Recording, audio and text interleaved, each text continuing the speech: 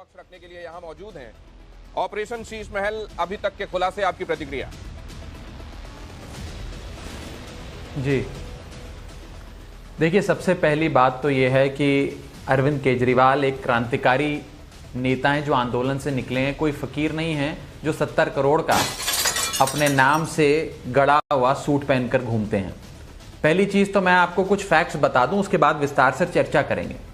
जिस घर की आज आप बात कर रहे हैं, जिस पर इतना बवाल बनाने का प्रयास किया जा रहा है विपक्ष के द्वारा भी, मैं उस पर आपको बता दूं कि अरविंद केजरीवाल जी इस घर में जब रहते थे, वो घर 1942 का बना हुआ था।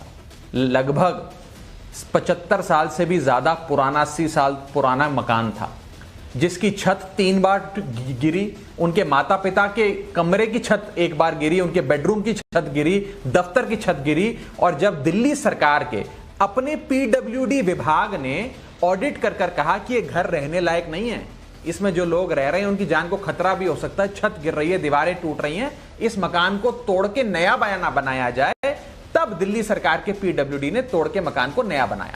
ये पहली चीज। दूसरी चीज, ये सरकारी घर है, कोई अरविंद केजरीवाल ने अपने नाम पे प्रॉपर्टी तो करा नहीं ली।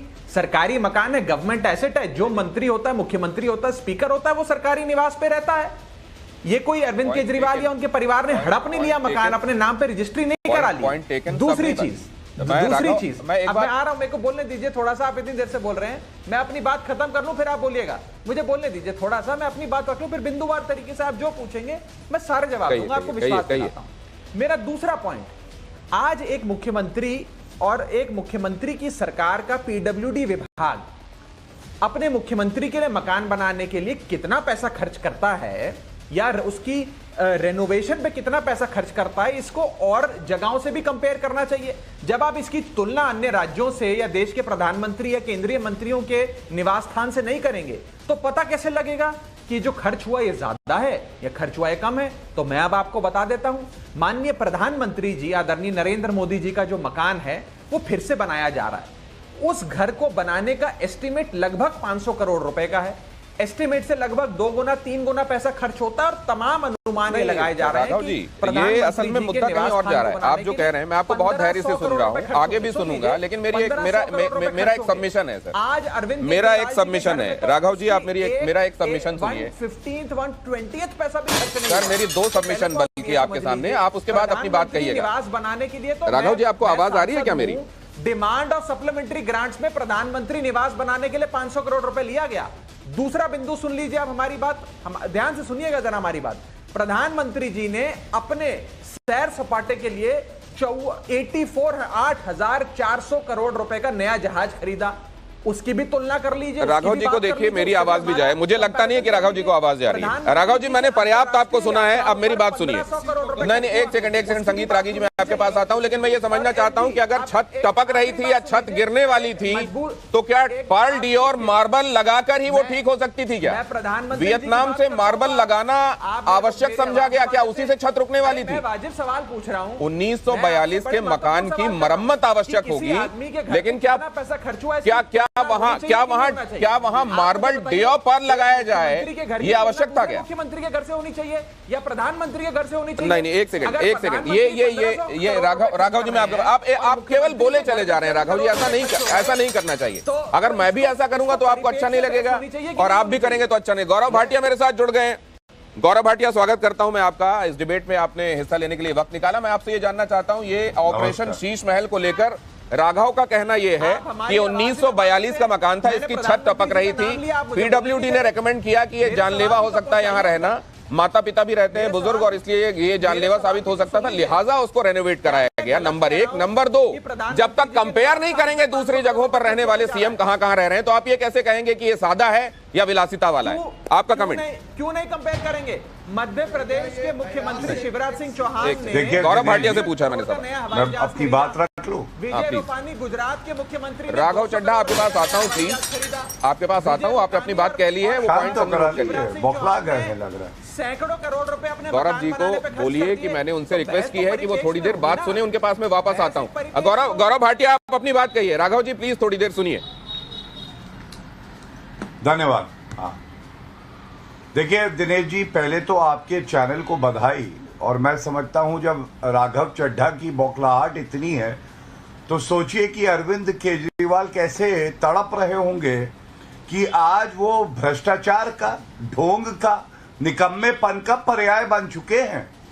और शीश महल ऑपरेशन नाम है आपके कार्यक्रम का और जो ऑपरेशन किया है, लेकिन अरविंद केजरीवाल का शीश शर्म से कितना झुक गया होगा दिनेश जी, आप सोचिए। और मैं आपको कारण बताता हूं। सबसे पहले मैंने सुना राघव चड्ढा बता रहे थे कि छत जो है वो टपक रही थी। आप मुझे ये बताइए, 1 करोड़ का सुपीरियर इंटीरियर कंसल्टेंसी देने से जो छत टपकती है उसका पानी रुक जाता है क्या दिनेश जी?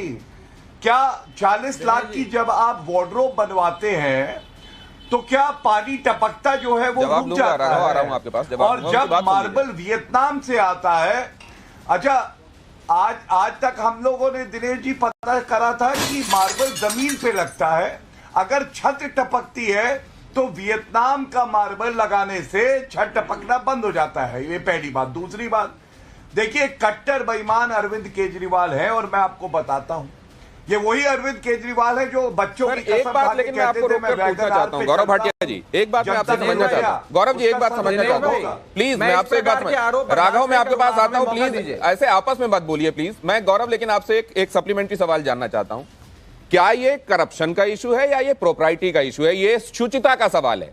अगर उन्होंने सादगी की बात की थी, सिंप्लिसिटी की बात की थी और वो होता हुआ नहीं दिखाई दे रहा है, इसलिए आपको आपत्ति है या आपको ये करप्शन दिखाई दे रहा है? यहां करप्शन कहां की क्या गुंजाइश दिखाई दे रही है?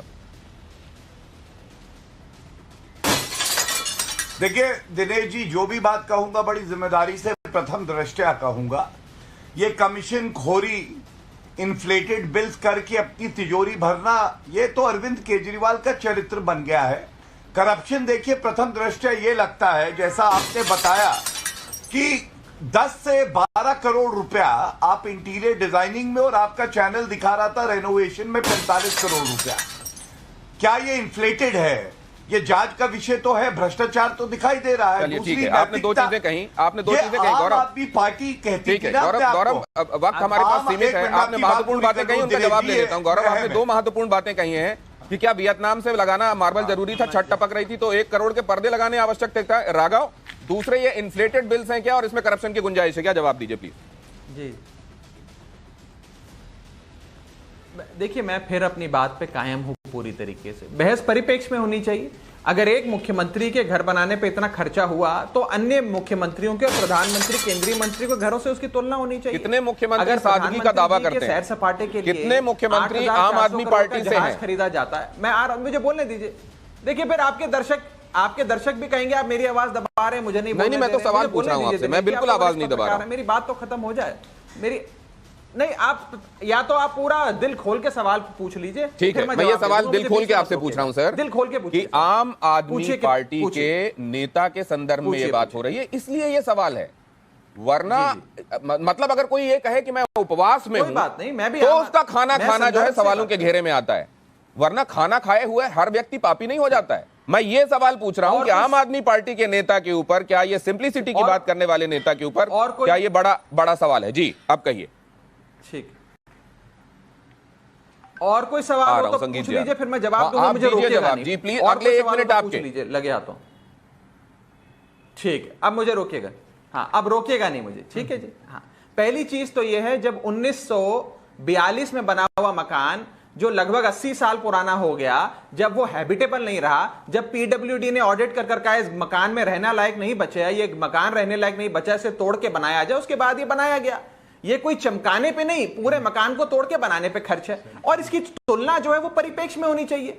अगर मध्य प्रदेश के मुख्यमंत्री शिवराज सिंह चौहान अपने मकान के चूना रगड़ाई पे 20 करोड़ रुपए खर्चते हैं, प्रधानमंत्री जी का निवास स्थान बनने पे 500 करोड़ रुपए खर्च होता है, तो उसी परिप्रेक्ष्य में बात होगी। अगर प्रधानमंत्री के निवास स्थान पे 500 करोड़ खर्च होता है, तो मुख्यमंत्री के निवास स्थान पे भी अगर 2 दर्जन करोड़ रुपए खर्च हो गया तो क्या बड़ी बात हो गई? दूसरी चीज, मैं आगे बढ़ता हूं इस बात को, ये कोई अरविंद केजरीवाल का निजी मकान तो है नहीं। यहां तो दिल्ली की जनता उनसे मिलने आती है। कोई उन्होंने अपने नाम पे अगले 15 सेकंड और सर, फिर दोबारा आऊंगा आपके पास। रजिस्ट्री करा दी हो या गौरव भाटिया के नाम पे रजिस्ट्री करा दी हो, दूसरी चीज सुन लीजिए, गौरव जी को बहुत टाइम मिला, हमारी बात सुन लीजिए मैं उत्तर परिपेक्ष दे में। देता आज असल मुद्दा यह है कि ये मुद्दे भटकाने के लिए सत्यपाल मलिक ने जो बातें कही कि आज पुलवामा अटैक कराकर उसका राजनीतिक फायदा लेने की कोशिशें हुई इस देश में, उसकी किस पर चर्चा बात ना हो। होनी चाहिए, गौतम अदानी से किस लेकर पर बात होनी किस चाहिए, प्रकार कम से कम corporate राघव fraud इस नहीं देश में ठीक है, कर रहा वो आप एक अलग से लेकर उद्योगपति आइएगा, को, लेकिन अभी जिस एक मुद्दे पर बात हो रही है उस पर बात उद्योगपति करना को चाहता लेकर हूं। और यहाँ पर सिर्फ संगीत रागी आपकी बातों पर जा रहा कुछ है, रिएक्ट करना चाहते हैं, जरा उसको भी